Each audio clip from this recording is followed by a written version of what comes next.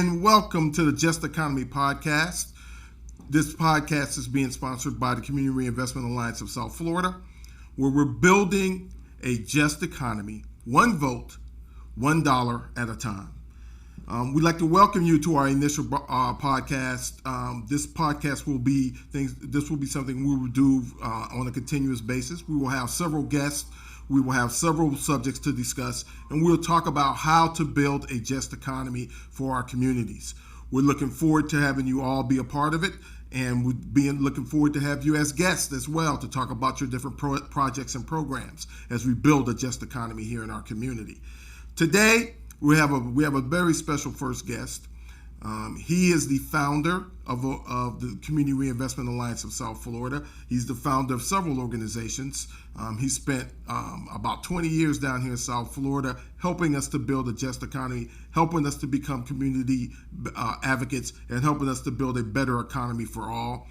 And his name is Mr. Arden Shank, our founder and past chair of the board. Thank you, Mr. Shank, and thank you so much for joining us today. Thank you, Cornell. Great to be here with you. So, Arden, you've had extensive experience in community advocacy, not just here in Florida, but in Indiana, in your hometown area, as well as Washington D.C. I was wondering if you could just give us a little bit of your history behind community advocacy. Thank you, Cornell.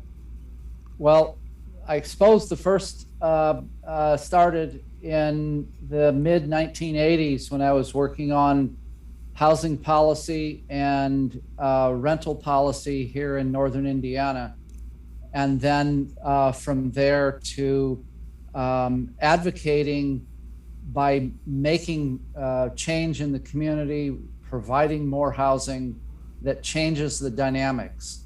But then, of course, in South Florida, working at Neighborhood Housing Services of South Florida and changing neighborhood dynamics there with new housing, and working with South Florida Community Development as one of the co-founders to advocate for change and in Miami-Dade, and then with our organization, the Community Reinvestment Alliance of South Florida, to really begin looking at all those financial policies kind of behind the scenes that shape what we can do as we change neighborhoods and improve people's lives.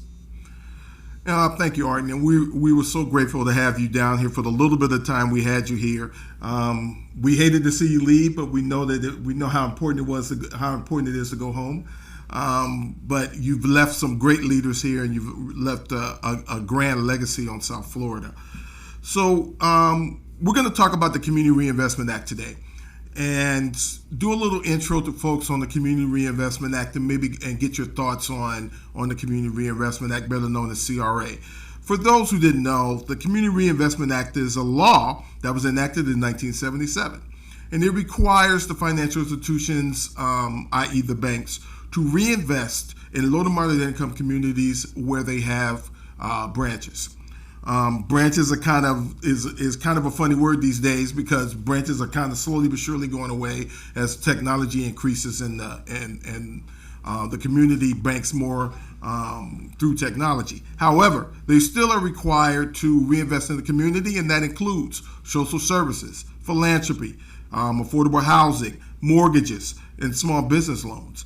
So they're required to do that. Now, there are reasons why this law was enacted. Especially after World War II, when the military was integrated, and soldiers came home from World War II, they came home with something called the GI Bill. And most of those soldiers, the first thing they would do is invest in buying a home, because in this country, wealth is based on owning property. That's where it starts, and that's where you build, according to the traditions and customs of this country. So, actually, what happened was as these GIs came home, and in certain areas, African American areas that were segregated parts of towns and cities, they would actually put a map on the table, draw a red line around that around those African American areas, and they wouldn't make loans, mortgage loans. They didn't do small business loans. They didn't do philanthropy. They didn't do any social services in those areas. And that became known as redlining, and that was a common practice for a very, very long time, from the 40s all the way and beyond, all the way into when this law was enacted in 1977. And that's what brought about this law, in order to encourage investment and stop discrimination and segregation of those particular areas. Arden has a history with this law, and Arden has taught us how to better use this law. And let me say this: Arden is also a board member of the National Community Reinvestment Coalition, the national organization whom we partner with. And so Arden's extensive knowledge and extensive history of this law and how it's been used is something that's vital as far as knowledge is concerned in our community. So Arden, I have a question for you. So what has your experience with the Community Reinvestment Act taught you? Well, Cornell, it goes back to the late 80s and early 90s when I was leading an organization here in northern Indiana. And I had been learning a bit about the Community Reinvestment Act, and I knew that banks were required to provide banking services, investment, and loans. But it was all brand new to me. I didn't know much about it. But I had been told that every bank needs to have a CRA file, and that it's open to the public. And so one day I picked up the phone and called one of the local banks and said to the person that answered, "I'd like to make an appointment to come and see the CRA file." And there was silence. And she said, "Just a moment." And then she came back and said, "Somebody will call you in a little bit." Well, clearly she didn't have any idea what a CRA file was. And so within the hour, the president of the bank called me and we had a conversation. And I talked with him about how we can increase the bank's investment in the community and with my organization then. So that was the beginning, 30 some years ago. And I learned from that encounter and other ones like it that there's not anything to be afraid of when we advocate for directly with banks and have conversations with banking leaders to encourage them to do more in the communities where that's within their geographic area.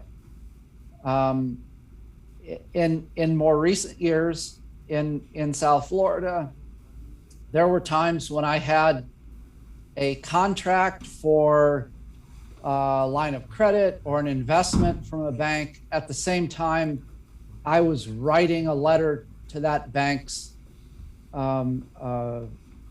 regulatory agency.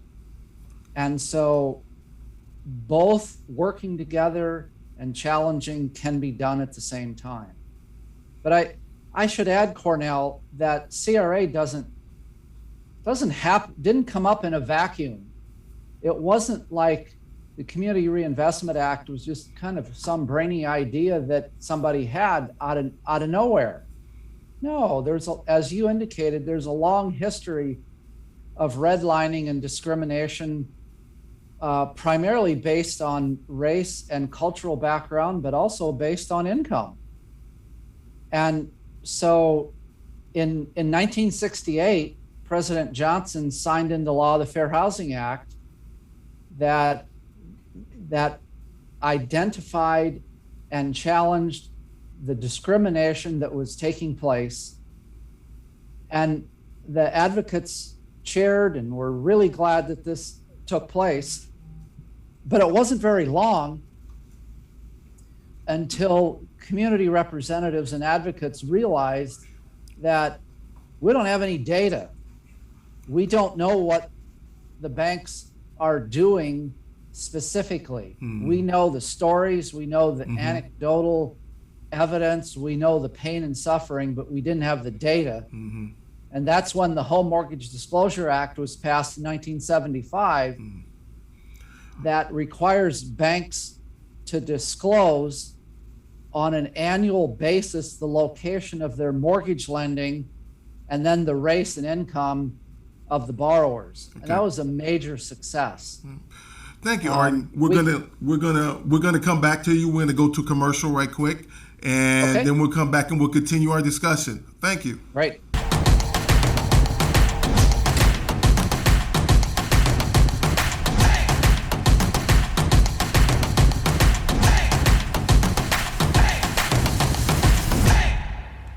So, Arden, and we're back. Arden, thank you so much for your insight on the HMDA. I think a lot of people don't understand how important HMDA is and how that has influenced how the banks do business and influenced how the community responds. I think that's key. So I want to ask you about how banks are examined and the bank examinations and the regulators. And you talked about going and seeing this and looking and asking your bank for the Community Reinvestment Act report. So could you discuss a little bit the bank regulators as well as examinations? Right. So there are three, on the federal level, there are three banking regulators. The OCC, that is the Office of the Comptroller of the Currency, the FDIC, Federal Deposit Insurance Corporation, and then the Federal Reserve. And those three entities work together to regulate all of the banks in this country, because the CRA is kind of an idea without legs, so to speak, without the regulation, because the act itself is really, really brief.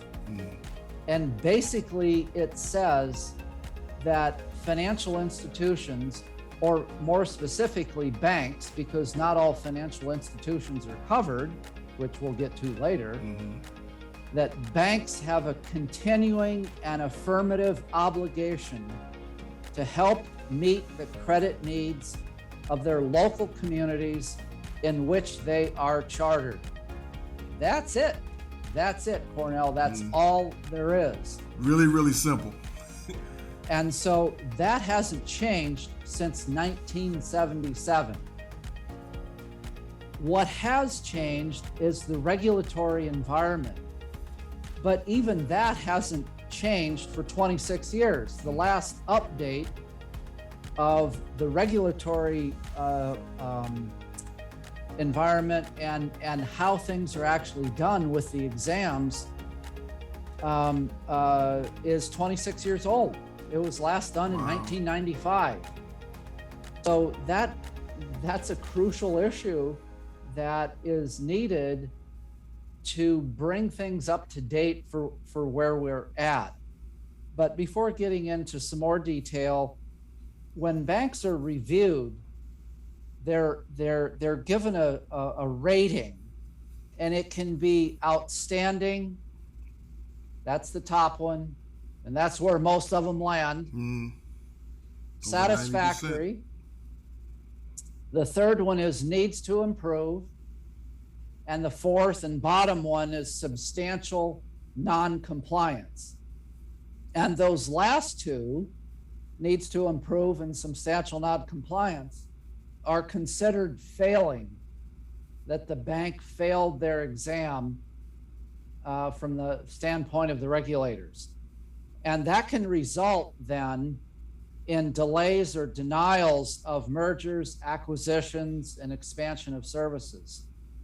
And so this whole process is essential in making public what's going on with banks. And it doesn't matter whether they're a small bank in South Florida with 5 branches, or whether they're one of the large national banks that we know about. So it's really important that this be done, and as advocates, both from CRASF and from the National Community Reinvestment Coalition, we really want the 3 agencies to work together. Sometimes they're off on different tracks, and that's been happening a bit over the last few years. But now there's an encouraging environment where the 3 regulatory agencies may begin to work together in updating the regulatory rules and standards for how things are done. So, Arden, let's say I put you in charge of the Community Reinvestment Act and regulation, and I made you the man for a couple of weeks, and you can make changes. What would those changes be? Well, in the testing environment of the regulation now, there's 3 different tests. One's the lending test, primarily for mortgages, but somewhat for small business, investment, and then the third one is the service test. And for some folks, that's what they see the most from banking, other than a mortgage loan. For me, if I could have that 2 weeks to make a whole bunch of changes, the first one would be to expand CRA beyond state and nationally chartered banks to include credit unions, more standalone mortgage companies. Yes. Often a bank will have a mortgage company that they own, but I'm talking about standalone banks, investment banks, and fintechs. Right now, all of these entities are working in the lending and investment world without the regulatory environment around them. Credit unions are a little different because the National Credit Union Administration does do some things that's in terms of regulation, but it's not near as comprehensive as what the CRA would be. So that'd be number one. Another one that has changed with the growth of internet banking and being able to have a loan officer in another community or another state outside of the immediate geographic area where the bank has branches. And that is expanding or redefining the assessment area for each bank. Each bank defines an assessment area, which is basically where their branches are. But some banks are doing what's called substantial business, that is mortgage lending, in communities hundreds and hundreds and maybe even thousands of miles away from the outside edge of their assessment area. And that really needs to change so that the assessment area includes any area where the bank conducts substantial business. So those are 2 big ones. I can keep going if you want me to. Give me one more, and then we're going to go to commercial. Give me one more. I'm giving you all the power now. You have all the power. The third one I would mention is that community benefits agreements need to play a larger role. And of course, as you know, we have been involved in several of those community benefits agreements, but it's completely and totally voluntary. There is a requirement to include some community participation, but it's pretty thin and sometimes hard to see. And so I would really want to have the community benefits agreements play a much stronger central role. I totally agree, and that's something that we, as the Community Reinvestment Alliance of South Florida, we are working towards advocating with our partner, our national partner, the National Community Reinvestment Coalition, or since NCRC. We're looking at working with them on trying to advocate for the community benefits agreements. The NCRC has initiated or had community benefits agreements with several banks totaling over $350 million. We have been a part of 6 of those, the Community Reinvestment Alliance of South Florida. We have been a part of 6 of those, totaling over $150 billion.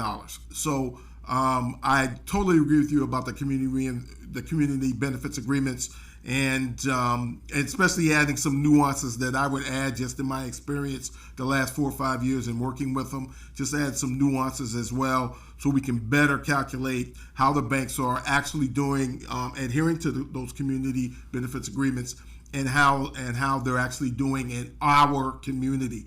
I'd love to have them drill down and give me numbers of what they're doing in this community. What are they doing in South Florida? So thank you very much, Arden. We're going to go to a commercial, and we'll be right back. Thank you so much, Arden.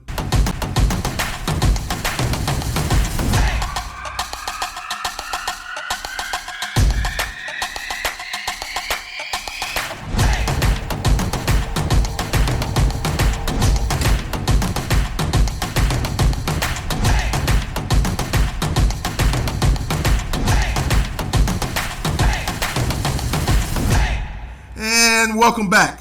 Thank you very much for coming back to the Just Economy podcast, building a just economy, $1 one vote at a time. And we're with our guest, Mr. Arden Sheikh, founder and and the initial board president and past board president of the Community Reinvestment Alliance of South Florida. Thank you again, Arden, for joining us today. So I wanted to move on to the National Community Reinvestment Coalition. They are our national partner, and I would love for you to give us just a little bit of their history and your role in that. Thank you, Cornell. It was probably about 2009 when I invited John Taylor, the founder and former CEO of NCRC, to come and speak in Miami. And he said, I'd be happy to come, but I'd like something in return. and that is, he said, we've had real difficulty getting any footing in Florida to bring neighborhoods and communities and nonprofits together to work with banks in increasing the role of banks in lending and investment in many of the communities, and making credit available. And so things began to evolve, and in 2013 I joined the board of NCRC, and then by 2015 we opened the door, so to speak, of the Community Reinvestment Alliance of South Florida, with you and our other colleagues on the board. It's been great to see the development and the amount of training and education that has come so far. And we definitely thank you for doing that, Arden. It is so important that we educate the community and provide those partnerships and collaborations between the nonprofits, government, corporations, and the banks. So I have to ask, why did you think it was necessary to actually found our organization, and what was your mindset when you first decided to start it? Well, even though I have founded several organizations, I'm really cautious and want to make sure that it's needed. And so I looked for another organization to lodge the CRA advocacy and financial justice work, and wasn't able to find something that really worked. And so that was the initial basis of CRASF. at beginning. And as you know from your role after being on the board for a year and then becoming executive director, so many of our nonprofit colleagues have never heard of the Community Reinvestment Act and how it requires banks, that affirmative obligation as the law reads, to be involved in making credit more available in those communities. And many banks now realize that making loans and making investments in lower income neighborhoods and with folks of lower middle income, they can make money doing that. And that's what it's all about. I agree. And as our friend John Taylor has often said, the banks are the best friend of low income neighborhoods because that's where the money is. And that's our money. People from across our communities put that money in the bank. And so that's why I felt like we needed the Community Reinvestment Alliance of South Florida.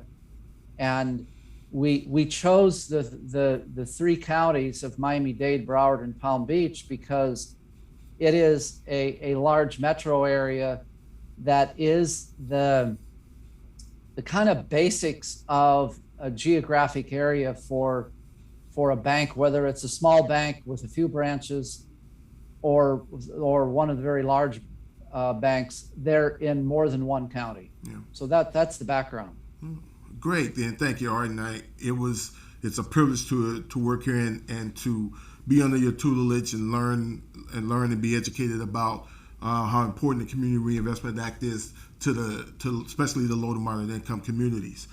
So as we move into the future, Art, and we know that you've moved back to Indiana, our loss, their gain. We know that we want to build the Community Reinvestment Alliance of South Florida. How do you see its future? It's your baby. How do you see its future? Well, as we've talked about in board meetings, there's both a breadth and a depth. The depth is there's more we can do in South Florida. Involve more people in the conversations around community benefits, encouraging nonprofits to have regular conversations with more than one bank, invite them out to see what's going on. So that depth we can still build on, we can still do more education and train people how to make those contacts. The breadth is we're getting interest and we're getting calls and inquiries from other parts of Florida. And so the move is right for expanding to other parts of Florida. And that will strengthen the voice when we're talking, especially with some of the mid-sized banks that have branches not only in Miami and Fort Lauderdale and West Palm, but they have branches in the Tampa Bay area and Orlando and Gainesville and Jacksonville, Tallahassee, the Panhandle, and so on. And so it by building a broader network, it gives us more information, more people, and more ability to communicate with the regulators and the banks in getting access to credit for everybody. I totally agree, and I look forward to helping to lead that effort. Those other communities that you mentioned have some very similar issues to what we have. We, as an organization, we are involved in quite a few things. We sit on committees for affordable housing. We sit on committees for climate change, climate gentrification, sea level rise, transportation, racial equity, income inequality. All of those things are connected to a just economy. And as we try to build this just economy, $1, one vote at a time, we want it to not just to be a saying. We want it not to be just a slogan. We want to make it an action item, so that everyone in the community can participate equally. We know, in particular in South Florida area, we have quite a few things that affect us, and quite a few things, and one drives the other. The racial inequity drives transportation issues, which drives sea level rise, climate gentrification, which drives affordable housing. All those things are connected. So we're looking to be the connector as far as an organization is concerned, in order to connect all these items, build partnerships, collaborations, not only with the banks, but with the nonprofits, with government, with transportation, with for-profit corporations. Because here's the thing: we all have to live here. Arden has taught me well, and I have quite a few meetings with bank presidents, and I talk to bank presidents all the time about the different items that affect our area, particularly when we're doing community benefits agreements. We always get to participate as far as those negotiations are concerned, and we always get to talk. We always get to talk about being a part of it and interest those in the community. So I want to thank you, Arden. Thank you so much for founding this organization. I want to thank you so much for hiring me or being part of the committee that hired me. I greatly, greatly, greatly appreciate it. This again, as folks, this was our initial podcast. We will have more subjects, more folks on this particular organization and how we can build a just economy, $1, one vote at a time. Again, thank you very much, Mr. Arden Shank. We appreciate you, and we look forward to seeing you in the very, very near future. You got to come back down. It's about to be wintertime up there. Time to come back down to South Florida and get some warmth. And we greatly appreciate you. And thank you for listening to our podcast. Thank you so much. We look forward to seeing you very, very soon. Thank you.